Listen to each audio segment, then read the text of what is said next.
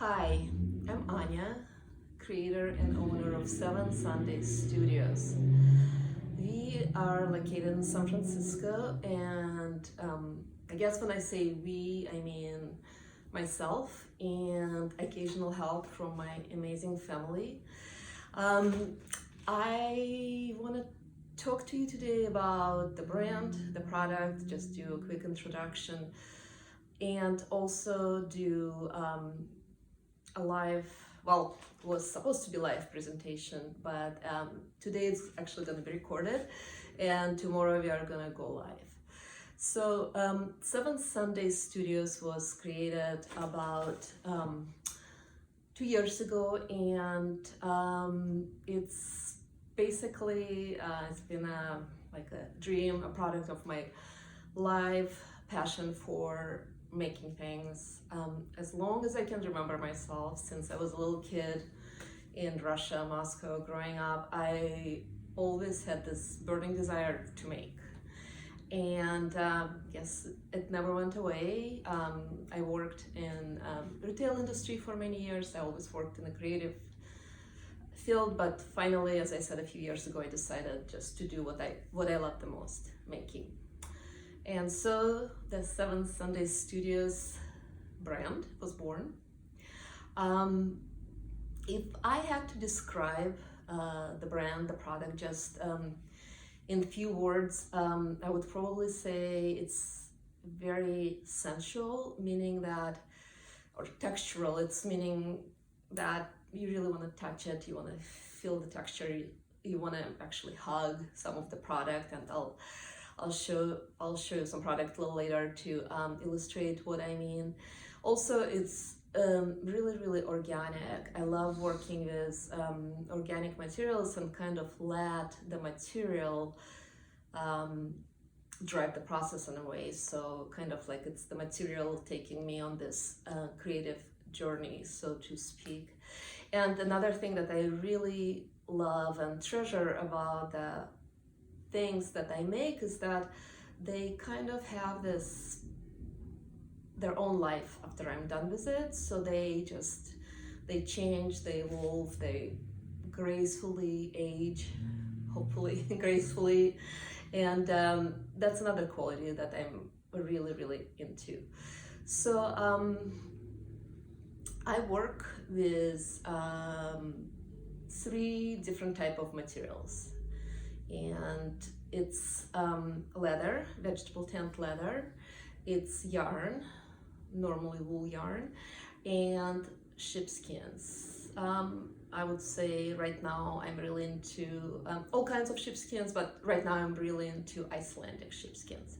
So let's take a quick look around the studio, and we will start with leather pieces. So we'll start here. So mostly what I make is planters and other like similar, shaped vases, or things like catch-all where you can put your keys, or mail, or things like that. Just basically container of different shapes and kinds. So you can see right here more planters. I make them in different size, kind of played with some tray ideas, and more planters over here. So I'll talk a little bit about the process, explain to you guys how it works. So basically this called wet molding. After the leather gets submerged in water for a little bit, it gets really kind of wet and pliable. Basically just sculpt it, I guess. I don't know how else to describe it. And I came upon this technique or process just by experimenting. And then I think I saw that term somewhere. So I think it's actually the official terminology, wet molding.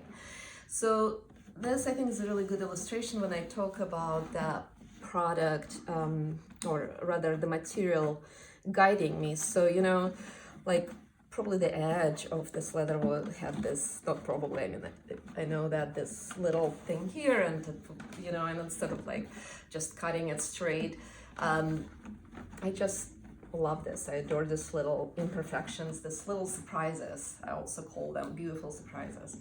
And so it really applies to most of my product. That's the process. I don't design on paper. I don't sit down and like design this shape and draw it out. It's always working with the material. It's always the same thing. I always get really excited about the material, and that just makes it kind of gives me endless possibilities, you know. It just never the same. It never gets boring.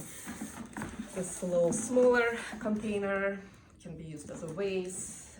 These two are actually getting shipped tomorrow to a client.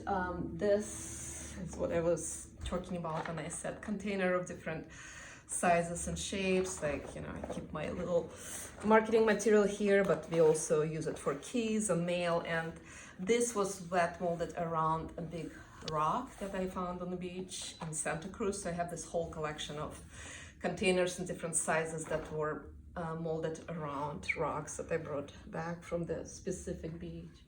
You know, little things like this, like a coaster set for your drinks, but again, container. You probably noticed that I use a lot of this wooden dowels. So, and the way I got to it is that, you know, I was working with this 3D functional shapes, and I hate gluing things. I always try to avoid gluing. I always want to try to figure out how to make that shape work without using glue. And that's how I got to this. It's just kind of like, you know, you do that to your hair when you pincer and it holds it together. So that's leather. Also started experimenting with lighting. You know, you see this little guy here. Haven't gone too far with that, but something I'm probably gonna go back to playing with, and also a little bit with sculpture. Leather sculpture, as you can see here. So, but the same technique, the same idea behind the same design philosophy. So the next type of material I use is wool. Basically it's yarn, 100% wool yarn. And originally one of my first products was this Miko. I call it Miko pillow, and Miko is, I named it after my kids' first names, Misha and Kolya. So it's, you know, I call it a pillow, but it could be soft sculpture. It could also be used as a mobile. So basically, when we send it to you guys, when you buy it from us, it comes with a string, and you decide if you want to hang it, or you can just, you know, cut it and then use it as a object, as a pillow. And also when I was talking about like touching and like sensual, you know, sensual description of the product, that's what I mean. Like, I think all of our product needs to be touched, and you know, people come to the show and sometimes they're like, oh, can I touch it? And my reaction is always like, please touch it, you have to touch it, you know. So those guys are great for hugging and or just whatever. This one's been hanging out here. So that's wool, and I'll talk I'll talk about wool a little bit more in a second here. And I'm always eating it. So the other thing that I work with is sheepskins, and maybe if you can zoom out a little bit and then zoom in. So here, what you see here, it's basically it's a rug or a throw, or like you can, you know, use it on the floor, you can put it on the couch, you can drape it over your bed. I also love hanging them on the wall because they have really beautiful organic shape. They're not square, you know, they have this like live edge to them, and they make almost like a bedboard in a way, or headboard for your bed. And so they are pieced together from separate skins, and some of them's been left with long hair, and some of them been, you know, shorn or cut short. And then I add my wool yarns to it. I add this fringe, I call it fringing or yarning. So and again, each rug, each piece, I work with it individually because I want it to be as organic as possible. So, you know, like here I would add more grays, like here I would add more browns. So I want it to look like it's almost a part of the skin. And you basically, every time somebody buys this rug, they get a unique rug because they're never the same. Like the size stays the same, the material is the same, the idea behind it the same, but each of these rugs is unique. Another sheepskin product that I want you to see here is this adorable ottoman or a puff. And this guy, this is kind of the same idea as the rug. You see it's been patched together from different pieces. This guy is still waiting to be yarned. I haven't done it yet, but basically the process is, as I said, nothing is pre-designed. That's like very organic. I start playing with it. I try to figure out where it goes. Is it better here? Should I add a little bit more brown, a little bit more gray, you know, and so it's really actually a really meditative and relaxing process. So anyways, so he's gonna get his fringe at some point.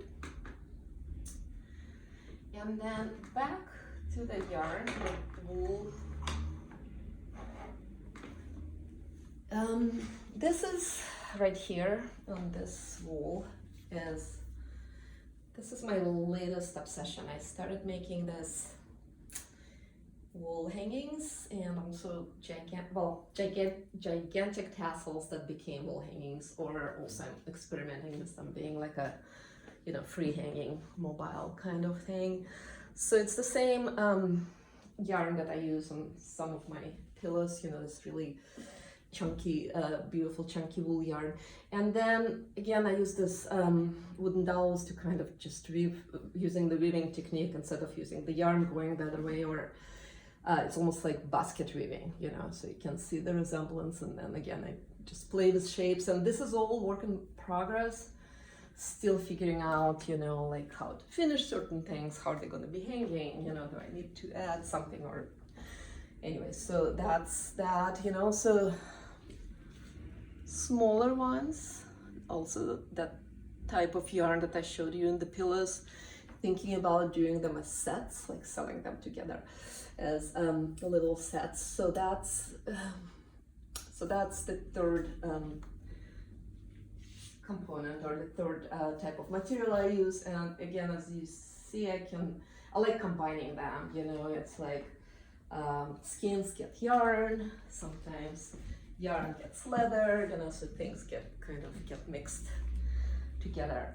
So this is a quick introduction to our new baby brand, Seven Sunday Studios. You can see more of our product on our website, or on our Instagram page, obviously. And as I said, today we are also going to show you, the next thing we are going to post is going to be the pre-recorded video of me working on this new product idea. And tomorrow we are going to go live with the same thing. So basically, I guess today we can just use it as a little practice. And hopefully we'll see some of you guys tomorrow. I'll be answering questions tomorrow and getting feedback, love getting feedback, and maybe asking my audience some questions. So hope to see you tomorrow. Enjoy. Bye.